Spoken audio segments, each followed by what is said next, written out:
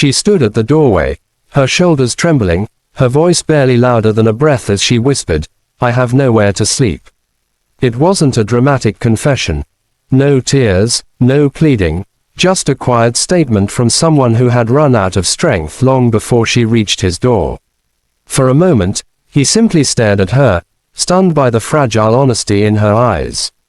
He had seen exhaustion before, but this was something deeper, a kind of tiredness that seemed to live in her bones.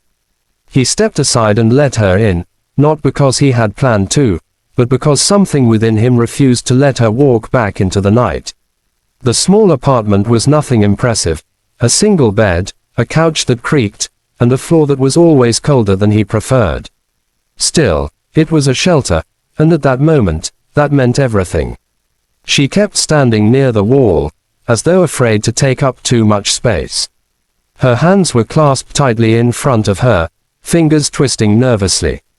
He tried to speak gently, afraid that even a slightly raised tone might frighten her. "You can take the bed," he said. "I'll sleep on the floor." Her eyes widened in disbelief. Kindness, real kindness, was something she clearly hadn't experienced recently. She shook her head quickly. "No, no, I can't do that. I'll be fine anywhere." But he shook his head with quiet firmness. "You're not sleeping on the floor. You look like you haven't rested in days."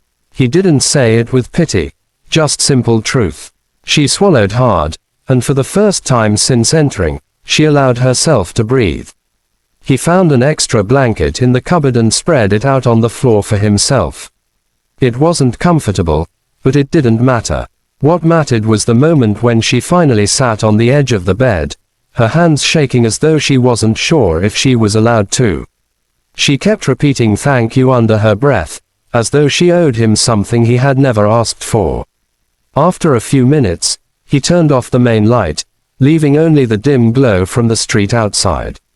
The silence that filled the room was long and heavy, but not uncomfortable. It was the silence of two people who didn't know each other, yet somehow trusted each other enough to share the same space. As he lay on the floor, he heard her let out a slow, shaky exhale. It wasn't a sob, but it carried the weight of someone finally letting go. She wasn't safe yet. Not fully, but tonight was the first time in a long time she didn't feel completely alone. Neither of them knew what tomorrow would bring, but he knew one thing for certain: he was glad he opened the door. Sometimes the smallest act of kindness becomes the beginning of a story neither person ever forgets.